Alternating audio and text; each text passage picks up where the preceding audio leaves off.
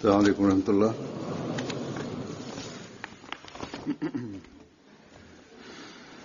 अशहदु अल्ला इलाहा इल्लल्लाह वहदहु ला शरीका लहु व अशहदु अन्ना मुहम्मदन अब्दुहु व रसूलुहु। अम्मा बादु फ़अऊज़ु बिल्लाहि मिनश शैतानिर रजीम।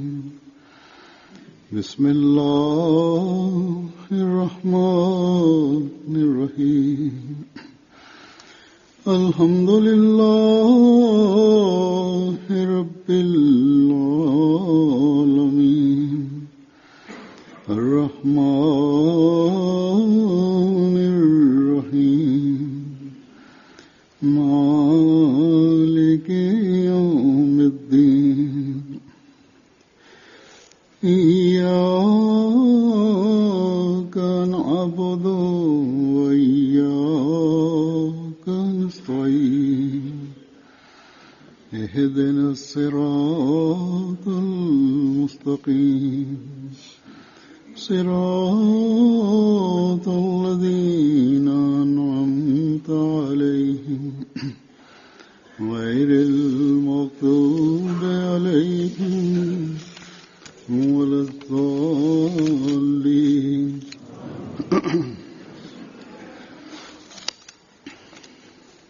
हज़रत मिर्ज़ा नसीर अहमद साहब खलीफतुल मसीह आज मैं मसीह मौद अलैहिस्सलाम के कल 2014 د اپریل د میاشتې په 11مه نیټه د بیت الفتوح لندن نه ارشاد فرمایلی و. دلته به د هغې خطبې پښتو ترجمه د احبابو په خدمت کې وړاندې کوو. ये निशान आपका अरबी जुबान में खुतबा है तो खास ताईद इलाही से आपकी जुबान पर जारी हुआ, बल्कि इल्हामी था।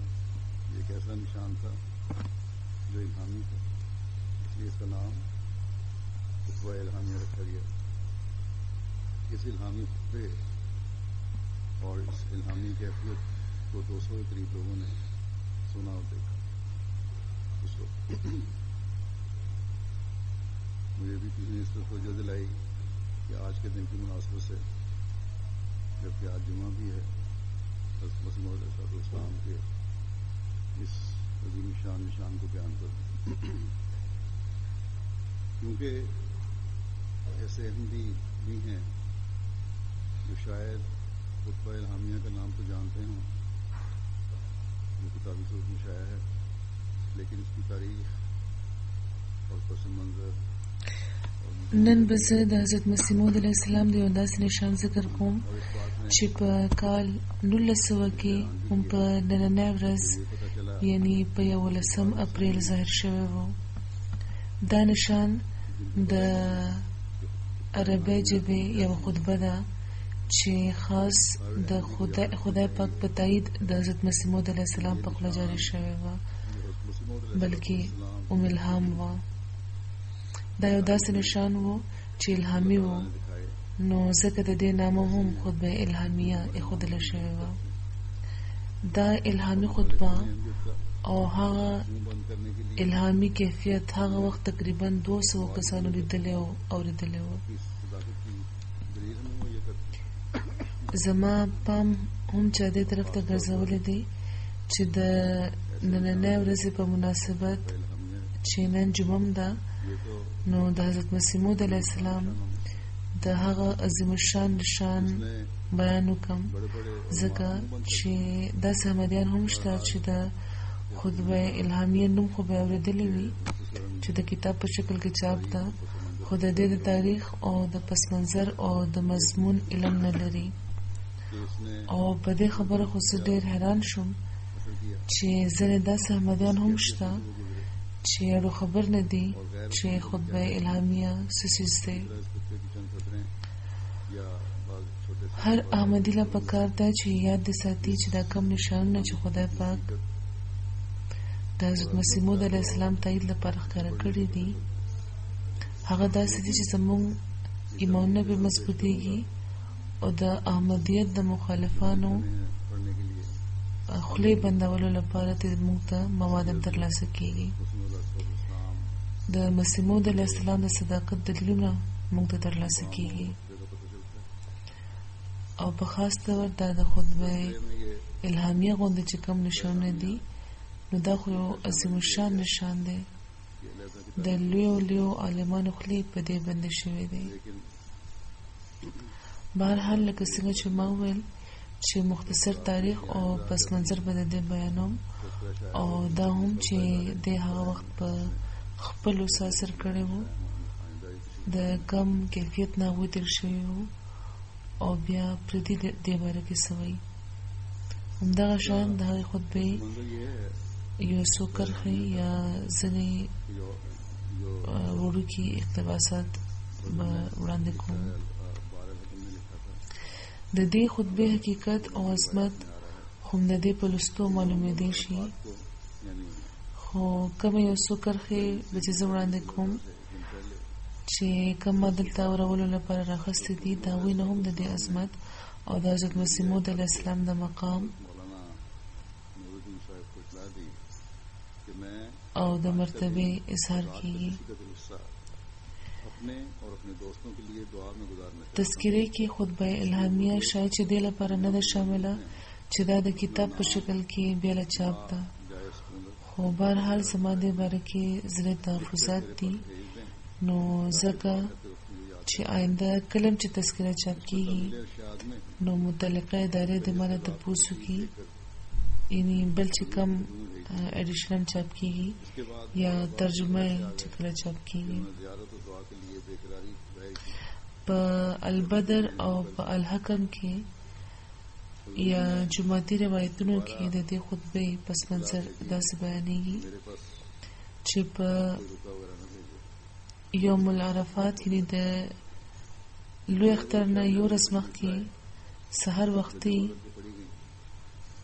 حضرت مسیح موعود علیه السلام د خط په ذریعه حضرت مولانا نورالدین صاحب ته وفرمایل چې زه د نن ورځې او د شپې څه برخه ځان ته او خپلو ملګرو ته په دعا کې تېرول غواړم نو ځکه چې کم ملګري دلته موجود دي هغوی د خپلې نامې سره د خپل د سکونت زیونو یعنی سره د پتې ما د دې لیکلې راولېږي چې د دعا په وخت دی هغوی ما ته یاد وي.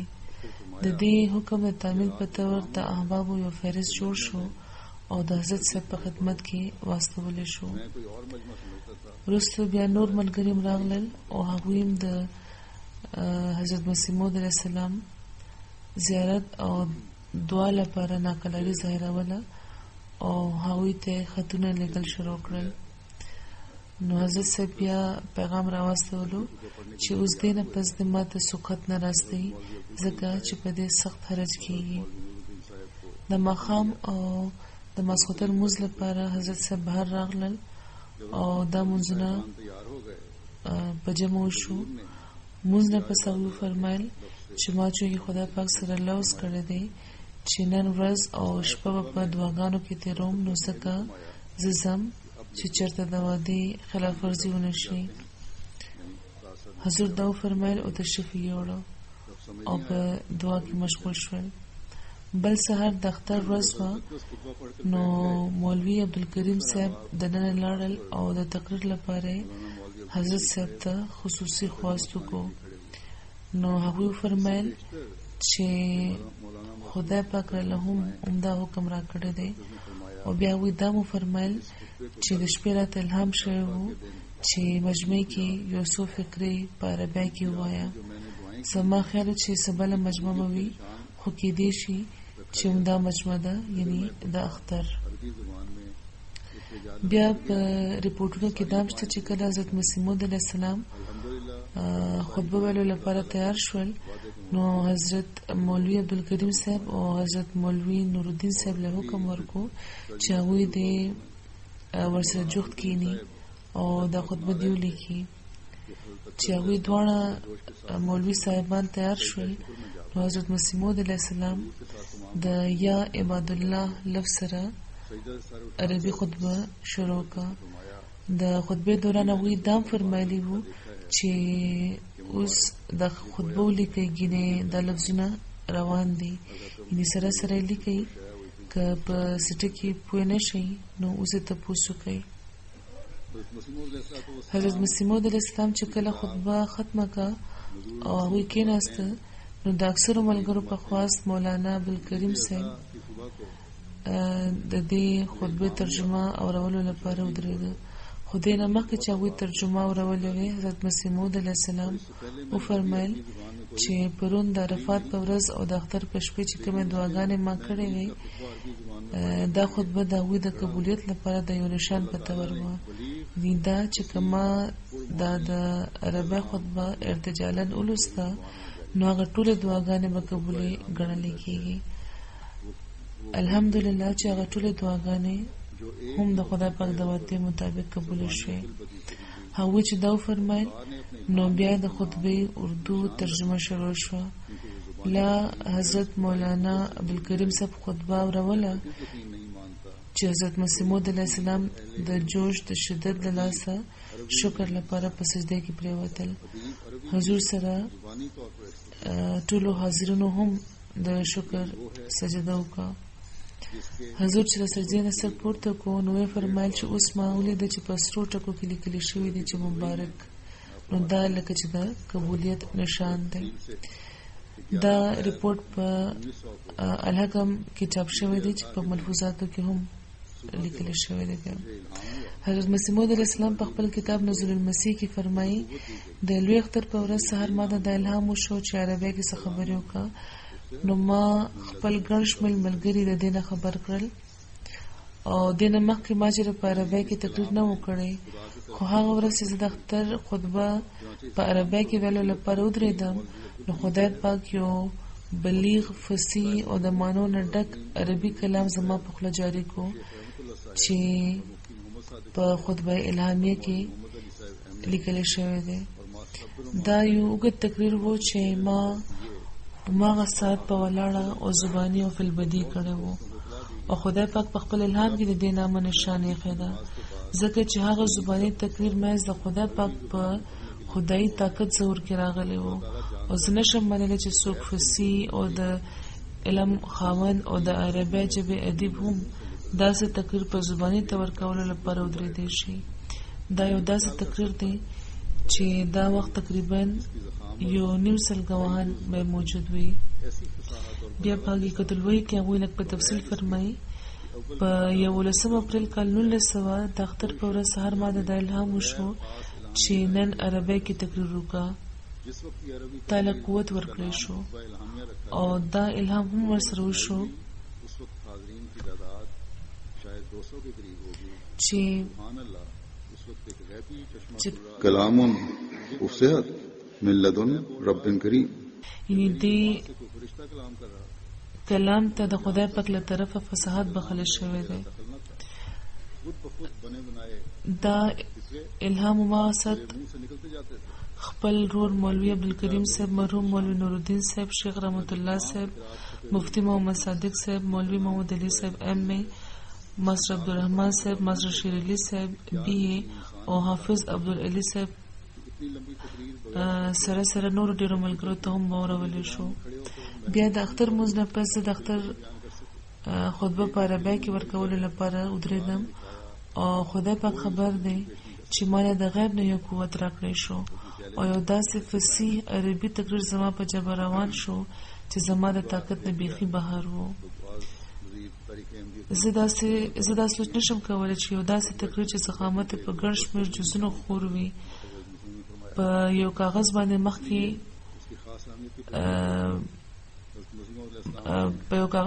مخکې نه لیکلو نه بغیر او په دې دنیا کې د خدای پاک د خاص الهام نه بغیر څوک داسې په فصاحت او بلاغت بیانولی شي. دا عربي خطبه چې نامه خطبه الهامیه ښودل شوې ده، کوم وخت چې دا خلکو ته واورول شوه نو د حاضرینو شمېر شاید شي 200 ته جوخت و. سبحان الله، ها وخت یو غیبی چینه روانه وه او زه خبر نه وم چې زه خبرې کوم چې زه خبرې کوم یا زما په ژبه څوک فرشته کلام کوي، ځکه چې زه خبروم چې په هغو خبرو کې زما هیڅ دخل نه و. جوړې شوې فکرې په خپله زما له خولې روانې وې او هره فکره ما لپاره یو نشان و. دا ټولې فکرې چاپ شوې دي او نامه خطبه الهامیه ده. د دې کتاب په لوستو معلومېدی شي چې یو انسان طاقت لري چې دومره اوږد تقریر بغیر د سوچ او د فکر نه په عربۍ ژبه کې زباني او فلبدي وکړي. دا یو علمي معجزه ده چې خدای پاک ښودلې ده او د دې نظیر څوک نشي وړاندې کولی او دا چیلنج تر اوسه قایم دی. د دې خطبې باره کې ځینې نورې خبرې هم د احمدیت په تاریخ کې لیکل شوې دي. مثلا دا چې چونکې دا خطبه یو زبردست علمي نشان و، ځکه حضرت مسیح موعود علیه السلام د دې خاص اهمیت په وجه خپلو خدامو ته دا تحریک فرمایلی و چې دا د حفظ کړی شي. نو د دې خبرې تعمیل لپاره صوفي غلام محمد صاحب، حضرت میر محمد اسماعیل صاحب، مفتی محمد صادق صاحب او مولوی محمد علي صاحب نه علاوه ځینو نورو اصحابو هم دا زباني یاده کړې وه.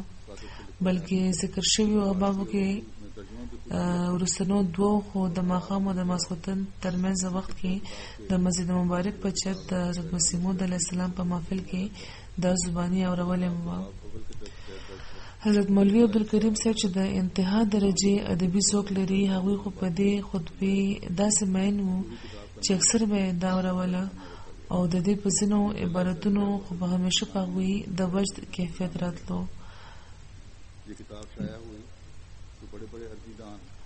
د مولوی صاحب په شان یو لوی عالم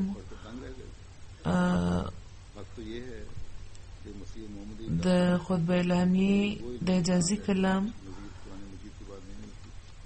دا تاثیر یې دا وجد راتلل یو طبیعي خبره ګرځولې کېدی شي، خو د خدای پاک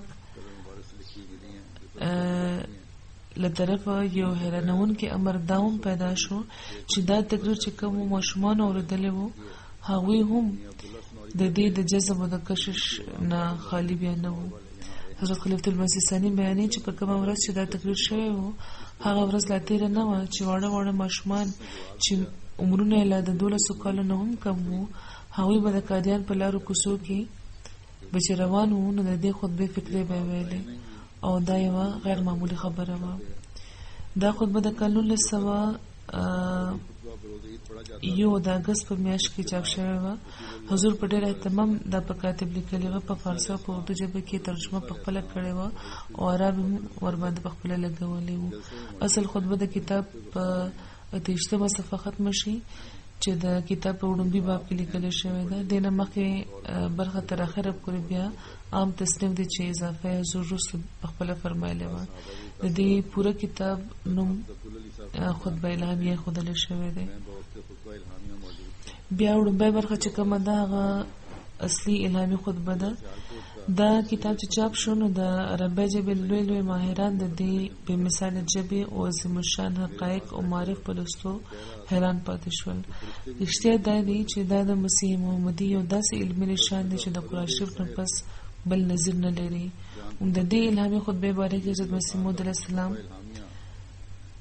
په مبارک کلام لیکل شوي 2 خوبونه هم ملاو شوي دي چې په تذکره کې شته. د 19 اپریل کال 1900 تاریخ ورکړل شوی دی او هغې نه پس د میاں عبدالله سنوري صاحب دا خوب لیکل شوی دی چې میاں عبدالله سنوري صاحب وایي چې د سنور منشي غلام قادر مرحوم دلته راغلي دي. هغوی نه دوی تپوس وکړو چې د دې جلسې په هکله د هغه طرف څه خبر راکړه. نو هغوی ورله جواب ورکړو چې بره خو ډېر شور جوړ دی. دا خوب هغوی بیانوي چې بره یعنې په اسمان څه حالات دي. دا خوب بیخي د سید امیر علي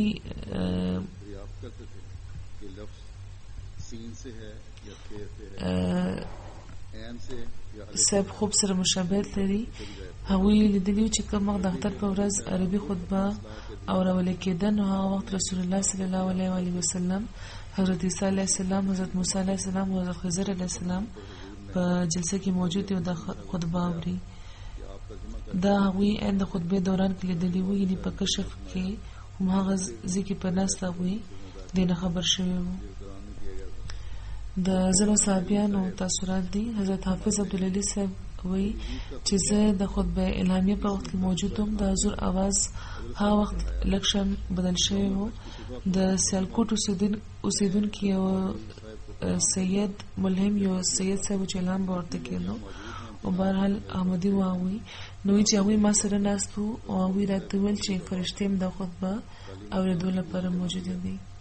حضرت مرزا افضل بیگ صاحب بیانوي چې د اختر الهامي خطبه حضرت صاحب زما مخامخ په مسجد اقصی کې چې کوم زوړ د حضرت مسیح موعود علیه السلام د زمانې نه موجود دی د هغې د محراب د دننۍ دروازې مخې ته په بهرنۍ دروازې کې په ولاړه په عربۍ کې اورولې وه.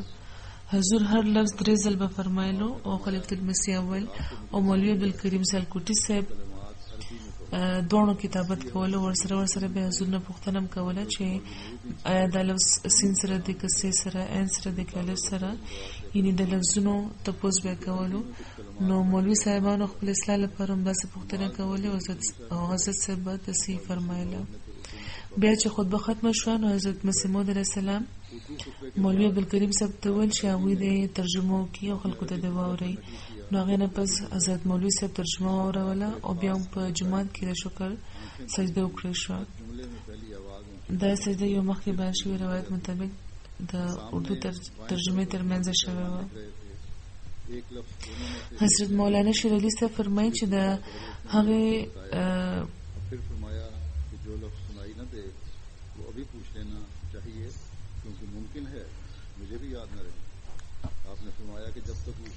چې د هغه اختر الهامي خطبه حضرت مسیح موعود علیه السلام اورولې وه. د یوم الحج په سهار حضرت مسیح موعود علیه السلام مولوي صاحب ته دا پیغام استولی و چې څومره خلک چې هلته موجود دي د هغوی نامې دې ما ته راواستولی شي چې زه ور لپاره دعا وکړم. مولوي نورالدین صاحب څومره ملګري چې موجود وو د هغوی په تعلیم الاسلام سکول کې راجمع کړل. تعلیم الاسلام هغه ورځو کې د مدرسې احمدیه په ځای کې وو. د خلکو د نامو یو فهرست تیار کو او حضرت مسیح موعود علیه السلام په خدمت کې واستولو. حضرت صاحب د خپل دالان دروازې بندې کړې او دعا یې فرمایله. ځینې خلک چې وروسته راغلل هغوی هم خپلې نامې په خطونو کې دننه ولېږلې. هغه ورځ سهار حضرت مسیح موعود علیه السلام اختر لپاره د مسجد مبارک پوړونه چې راغلل نو هغوی فرمایل چې د شپې ماته الهام شوی دی چې یو څو جملې په عربۍ کې ووایه. نو ځکه هغوی حضرت مولوي عبدالکریم صاحب او حضرت مولانا نورالدین صاحب دواړو ته پیغام ولېږلو چې کاغذ قلم او دوات راوړئ ځکه چې عربۍ کې یو څو جملې ویلو لپاره الهام شوی دی.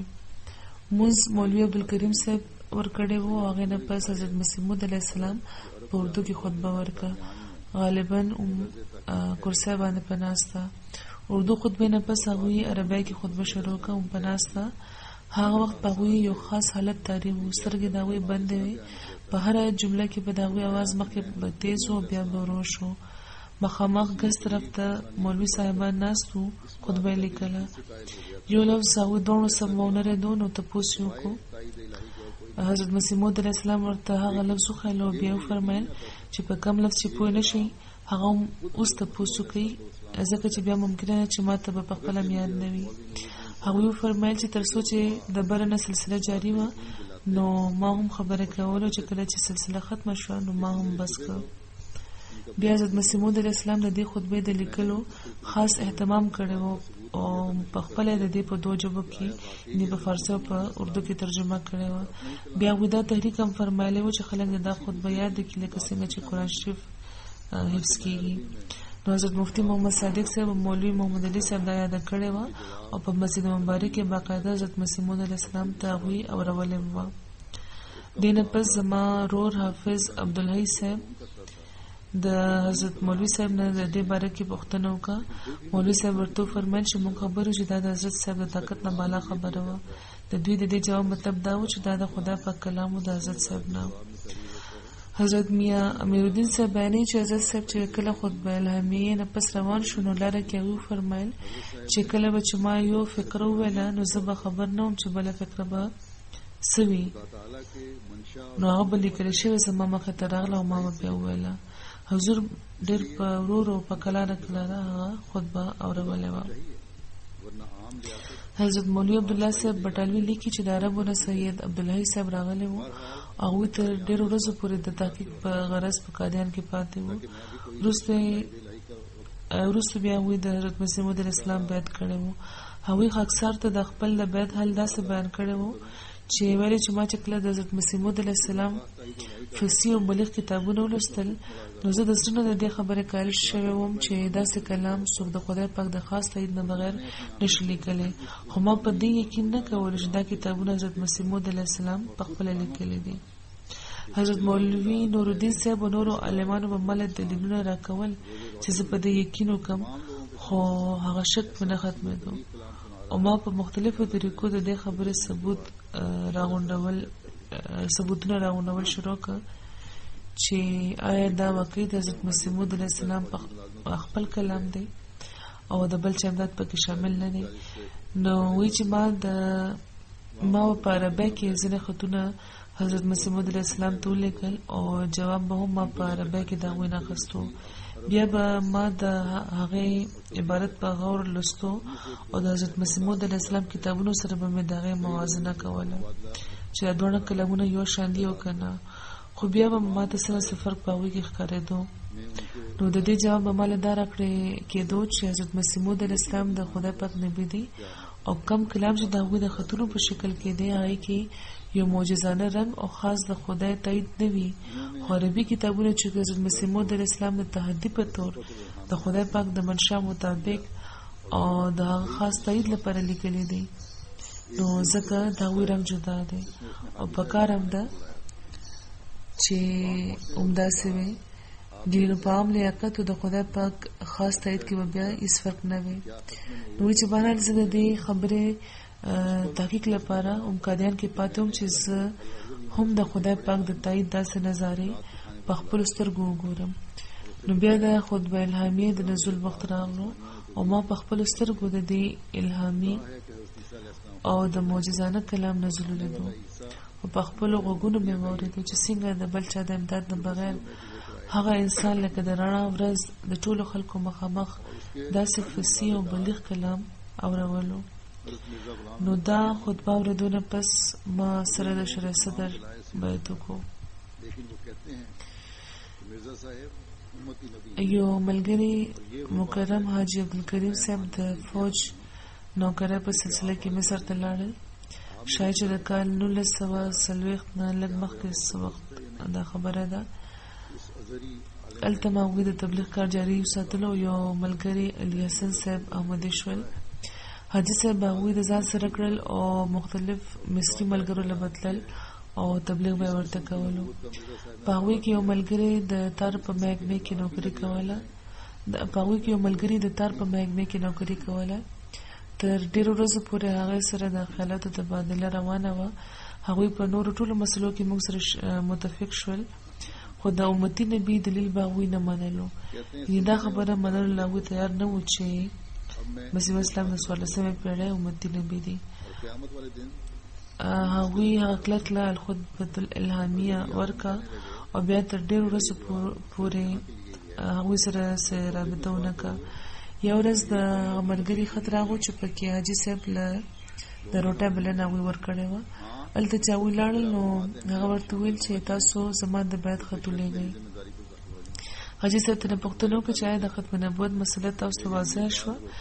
نو هغه ملګري ورته وویل چې د شپې مې د الازهر یونیورسټۍ یو لوی عالم روټۍ ته رابللی و.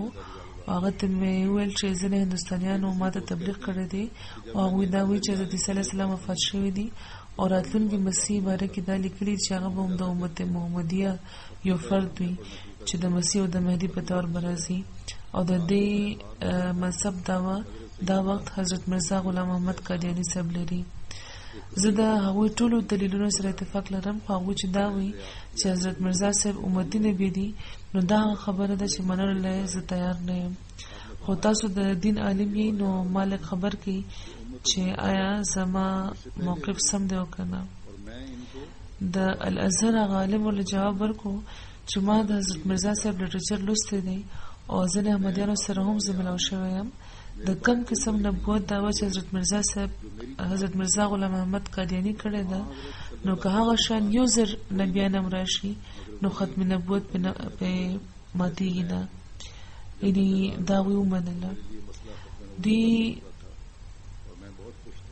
ورته ویل چې ګوره زه به اوس په جماعت احمدیه کې شامل شم او د قیامت په ورځ به بیا تاسو زما ذمہوار یې.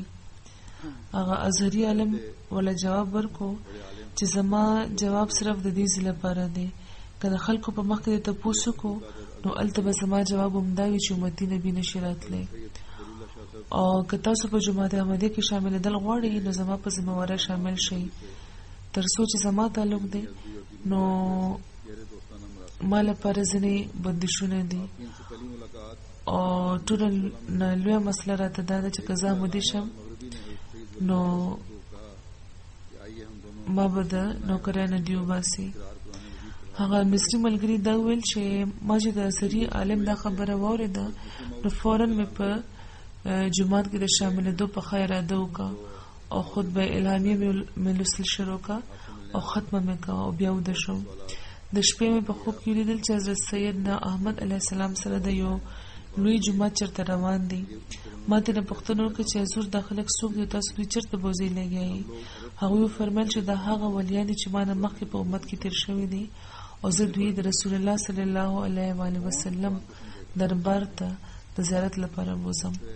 زه خاتم الاولیاء یم ما نه پس بل یو ولی نشته خو هغه چې زما په جومات کې شامل وي او د رسول الله نه بغیر د رسول الله صلی الله علیه و آله وسلم نه بغیر بل یو نبی نشته خو هغه چې امتي نبی وي لکه څنګه چې زه یم.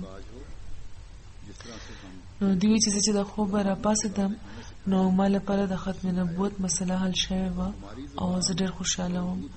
حاجي عبدالکریم صاحب وایي چې ما د هغوی دا واقعه او د بیت فارم قادیان ته هماغه ساعت ورولېږل.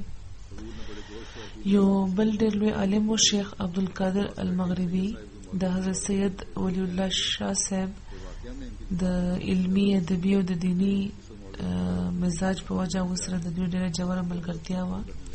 هغوی سره د دوی ملاقات په کال 1914 کې شوی و. یو ځل دوی حضرت سید ولی الله شاه صاحب ته ویلي وو چې دا یې ورته ویلي چې راځئ چې یو ځای تصویر جوړ کړو او د ملګرتیا اقرار لپاره یې په قرآن لاس میښی و. حضرت مسلم موعود رضی الله تعالی عنه چې دمشق تللی وو نو د دغه دوستۍ په وجه مولوي عبدالقادر صاحب هم هغوی سره ملاوېدو له راغلی وو او ډېر سوالونه یې په حضور کړي وو او چې حضرت مسلم موعود ورله جواب ورکړه نو ده ویل چې چونکې علامه مو زه د لرلو نو دا ویل چې مونږ عربیان یو په قرآن ښه پوهېږو مونږ نه زیات په قرآن څوک پوه شي. نو په دې خبرې شوې حضرت فضل المسیح ثاني ورته وفرمیل چې تاسو هم د لغت هماغه شان محتاج یې لکه څنګه چې مونږ یو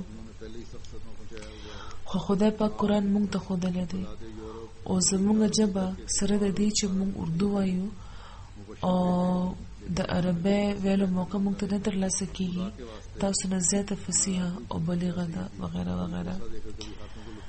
حضور په ډېر جوش عربی کې داسې فصیح خبرې وکړې چې جوخت ورسره یو سید صاحب ناست و. هغوی هم مولوي عبدالقادر صاحب طرف ته متوجه شو او ورته ویل چې واقعي د دوی ژبه مونږ نه زیاته فصیحه ده. په دې مولوي عبدالقادر لږه نرمي اختیار کړه او په ادب خبرې کول شروع کړي. د خبرو دوران هغه یعنی علامه مغربي صاحب دا مو ویل چې د حضرت مسیح موعود علیه السلام په کتابونو کې د ژبې دا غلطۍ دي. د دې جواب مولا حضرت خلیفه المسیح ثاني رضی الله تعالی عنه ورکو چې که ته طاقت لري نو د دغو غلطو اعلان وکړه یا د دغو کتابونو جواب ولیکه خو یاد لره چې ته به هیڅ هم داسې ونه کړی شي.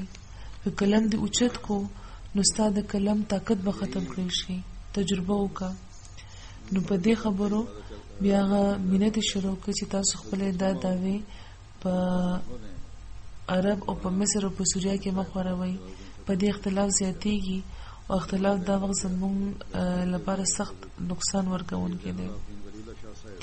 وهابیانو مخکې نه موږ ته زیان رسولی دی. تاسو په یورپ او په امریکا او په افریقا کې کافرانو او عیسایانو ته تبلیغ وکړئ مبشران ورته ولېږي، خو دلته د داسې عقیدو ذکر مه کوئ. خدای لپاره انا ارجوکم یا سیدی، کله به ورله لاس ښکل کو، کله به ورله سلو نیول او په هر رنګ به بار بار منت کولو چې خدای لپاره په دغه علاقو کې د حضرت مسیح موعود علیه السلام د تعلیماتو اعلان ونه کوي او مبلغان ملېږي.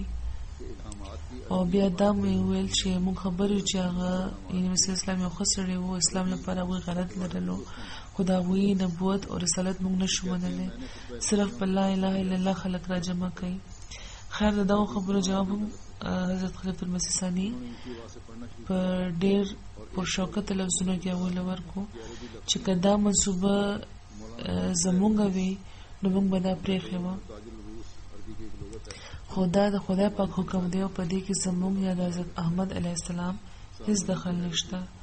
د خدای دا حکم به موږ خورو او ضرور به خورو.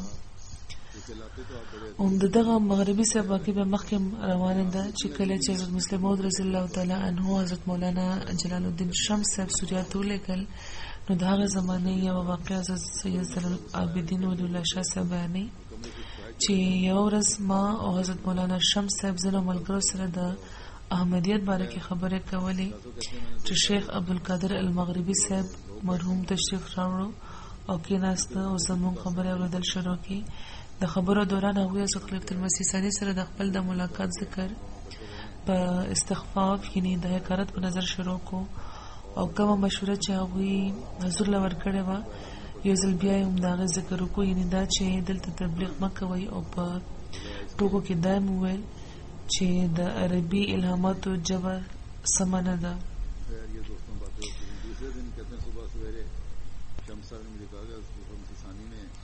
نو دوی وی چې ما ورله په لاس کې خطبه الهامیه ورکړه او ورنه مې تپوس وکړو چې وښایه چې کوم ځای کې دې کې عربي غلطه ده. هغوی په اوچت اواز هغه لوستل شروع کړو او د یو دو لفظونو باره کې دا ویل چې دا د عربي لفظونه نه دي. مولانا شمس دلته ناست و، هغوی د عربی یو لغت تاج العروض د المارۍ نه راویستو او هغه لفظونه یې ورته وښودل. سامعین حیران شول او ما ته موقع ترلاسه شو، نو ما علامه صاحب ته وویل چې تاسو لوی ادیب او عالم بللی کېږئ، خو عربي تاسو له دومره نه راځي لکه څومره چې زما د شاګرد له ورځئ. دوی چې شمس صاحب چې هغه ورځو کې به ما نه انګریزي ویله، نو ځکه ما هغوی ته خپل شاګرد وویل. نو په دې علامه صاحب سخت غوسه شول او د کمرې نه ووتل او راته وویل چې تا سره به زه وګورم او سبا له به درته وښیم چې په تا څه کېږي. شاه صاحب وایي چې کم خلک چې هلته ناست وو هغوی زما د خبرو نه متاثره وو، نو ځکه هغوی ته هم ما وویل چې موږ دواړه یو ځای اوسېدلي وو. ما هم هلته سبق خلیدی او علامه صاحب ته په کار نه وه چې هغوی د خطبه الهامیې باره کې داسې رایه څرګنده کړې وي. د دې په ځای په کار وه چې هغوی هغه خبره منلې وي. خیر ملګرو کې دا خبرې کېدې. بله ورځ وایي چې شمس صاحب راته وویل چې حضرت خلیفة المسیح ثاني تاسو ته ویلي وو چې عبدالقادر المغربي صاحب سره به تعلقات نه ورانوئ، خو تاسو خو هغوی خفه کړل. نو ما ورته ویل چې فکر مه کوه، سم به یې کوو. بله ورځ سهار وختي موږ د هغوی کور ته لاړو. دروازه مو ټکوله، نو علامه صاحب بهر راغله، نو راتلو سره تر غاړه باسلم ښکلی کم او راته ویل چې زه تاسو نه معافي غواړم، همتاسو له زه را روان وم، راځئ دننه راشئ کاوه وڅښئ او زه به تاسو ته حل ویم چې زما شپه څنګه تېره شوې ده. موږ چې دننه لاړو نو حضرت ولی الله شاه صاحب لیکي چې د هغوی لیکلی شوی الحقایق ان الاحمدیه طرف ته مغربي صاحب اشاره وکړه او وویل چې دا رساله زما په لاس کې وه او ما دا په ښه اراده کړې وه چې زه به د دې رسالې رد چاپ کوم. ما سره چې کوم د حدیث او د تفسیر کتابونه وو هغه مې ځان ته په میز کېښوده او د ماسخوتن لمونځ نه پس مې رد لیکل شروع کړه. یو طرف ته به مې رساله لوسته او بل طرف ته مې به رد لیکلو لپاره کتابونه کتل. یو رد به مې چې ولیکلو نو هغې کې به راته ډېر تکلف ښکاره شو، نو هغه به مې وشلولو. همدغه شان ټوله شپه تېره شوه. ښځې م راته وویل چې څه چل شوی دی، واپس راشه وده شه. وی چې اخر د سحر بانګ شو خو ما یې سونه لیکلی شو او دا د جماعت لټریچر دی چې د حضرت مسیح موعود علیه السلام په تحریراتو بنیاد لري. نو هغه نه پس شاه صاحب ته ویل چې زه تاسو سره دا لوس کوم چې اوس به د مخالفت یوه کلمه به تاسو مانه ونرئ. ستاسو خیالات سراسر اسلامي دي او تاسو ښه په ازادۍ تبلیغ کوئ او چا که تپوس وکړو نو هغوی ته به زه ستاسو باره کې ښې خبرې کوم خو ستاسو فرقې کې به زه نه داخلیږم. نو بیا تر اخره هغوی د جومات تعریف کړی دی. اوس به زه د خطبه الهامیه ځینې اقتباسات وړاندې کړم چې ترې لکه څنګه چې ما وویل د هغوی د عظمت اندازه کېږي. اصل خو چې کله پوره ولولئ نو معلومه به شي.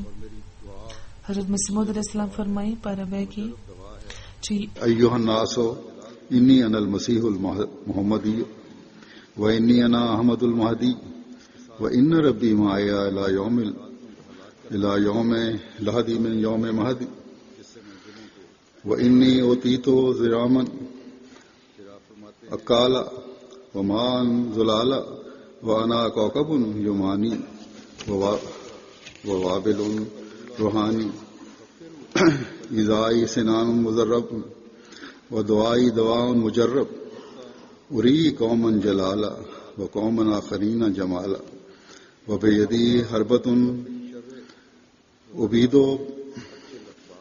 ابید بها عادات ظلم و ذنوب و فی الاخرى شربت اعید بها حیات القلوب. یعنی یا خلق زه د محمدي سلسله مسیح یم او زه احمد مهدي یم او زما رب په رښتیا ما سره دی د وړوکوالي نه واخله تر لحاده پورې او ما ته هغه اور راکړی شوی دی چې هر څه وخوري او هغه اوبه چې خوږې دي او زه یماني ستوری یم او روحاني باران یم.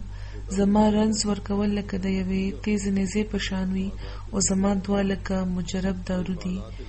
یو قام ته زه خپل جلال خیم او بل ته خپل جمال او زما په یو لاس کې یوه وسله چې په زه د ظلم او د ګناه عادتونه ختموم او په بل لاس کې مې شربت دی چې په زړونه بیا راژوندي کوم.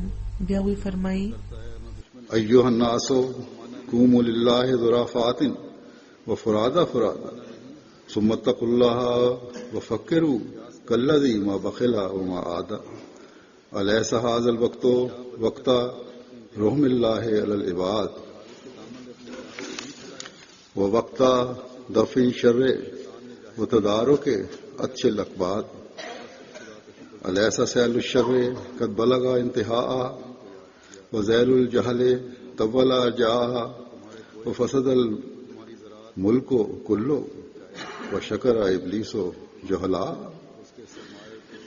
فاشکروا اللہ الذی تذکرکم و تذکر دینکم وما اضاء و اسما حرسکم و زرکم و لعاء و انزل المطر و اکمل افزاء و باس مسیحہ لدفن الزہر و مہدیہ لإفاضات الخير وأدخلكم في زمان إمامكم بعد زمان الغير.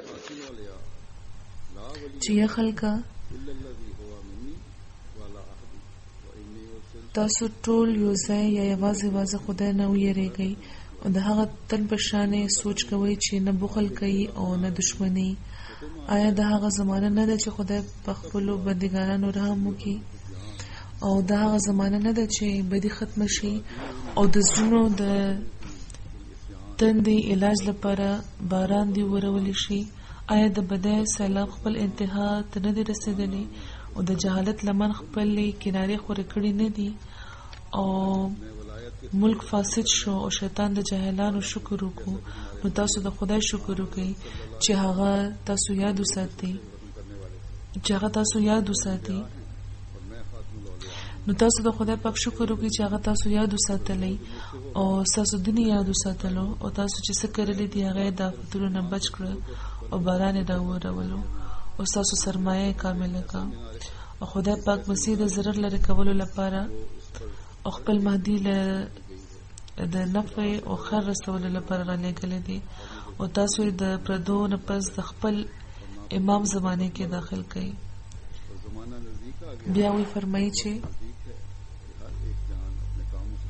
وإني على مقام الختم من الولاية كما كان سيدي المصطفى على مقام الختم من النبوة وإنه خاتم الأنبياء وأنا خاتم الأولياء لا ولي بعدي إلا الذي هو مني ولا أهدي وإني أرسلت من ربي بكل قوة وبركة وعزة وإن قدمي هذه على منارة ختم عليها كل رفع فاتقوا الله أيها الفتيان وعرفوني وأطيعوني ولا تموتوا بالإسيان وقد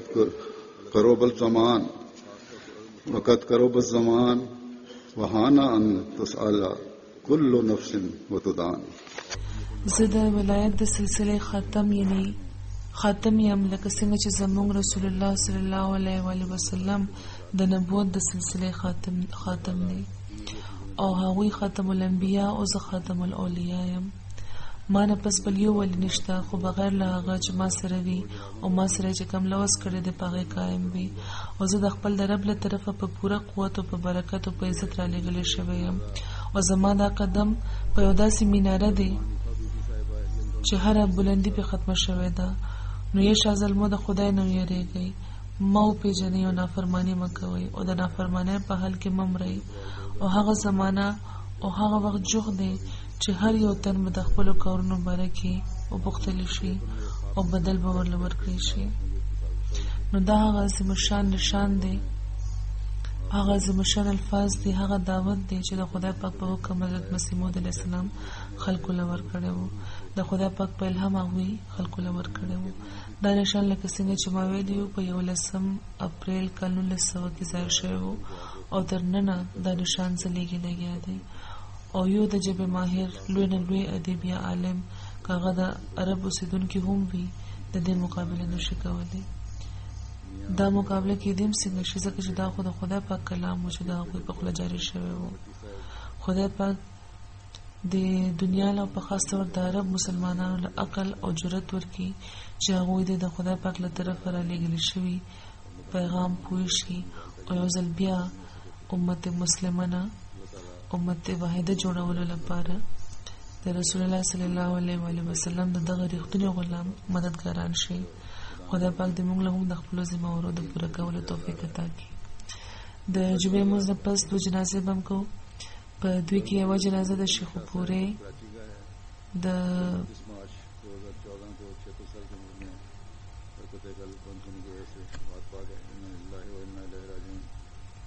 د بوړوچک علاقې د چودري بشیر احمد صاحب بټي دهلیه مکرمه حنیفه بیبي صاحبې ده چې په 3 اپریل کال 2014 د 4 کالو په عمر کې وفات شوې ده. ان لله و انا الیه راجعون.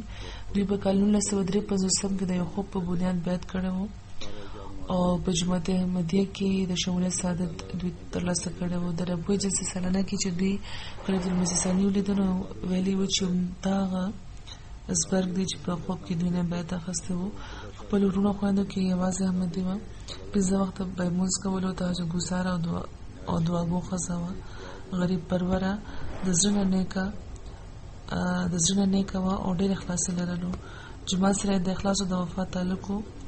د عہدهدارانو به ډېر عزت کولو. په غم ځپلو کې د خاوند نه علاوه 2 لوڼه او 15 زامن پرېښي دي. خپل یو زوی مکرم محمد افضل بټي صاحب دوی جامعې ته لېږلی و چې خدای په فضل اوس په تنزانیه کې د سلسلې مبلغ دی، ورته خدمت کوي او د عمل میدان کې ونه ځکه د مور جنازې له هم رانغلی شو. خدای پاک د مرحومې درجې زیاتې کړي او د هغوی د دې زوی نه له دې هم صبر او حوصله عطا کړي چې کوم د عمل په میدان کې د دین خدمت کوي لګیا دی. دویمه جنازه د کراچۍ مکرم سید محمود احمد شاه صاحب ده. دوی په 29 مارچ کال 2014 د 14 کال عمر کې د ضد حرکت په بندېدو وفات شوي دي. ان لله و انا الیه راجعون. دوی هم په خپل کور کې د مازدیګر لمونځ لپاره چې چارندام وکړو لمونځ کولو لپاره خپلې کمرې ته لاړل. نو ډېر انتظار نه پس دوی اهلیه چې دننه لاړه نو ویې کته چې دوی په جانماز دوی لا جانماز پرانستم نه دی کې دي چې مونږ کړی وي خو بهر په جانماز دوی پروته پروت وو نو الی الحمد لله نحمده ونستعينه ونستغفره ونؤمن به ونتوكل عليه ونعوذ بالله من شرور أنفسنا ومن سيئات أعمالنا من يهده الله فلا مضل له ومن يضلله فلا هادي له ونشهد أن لا إله إلا الله ونشهد أن محمدا عبده ورسوله عباد الله رحمكم الله إن الله يأمر بالعدل والإحسان وإيتاء ذي القربى وينهى عن الفحشاء والمنكر والبغي يعظكم لعلكم تذكرون اذكروا الله يذكركم وادعوه يستجب لكم ولذكر الله أكبر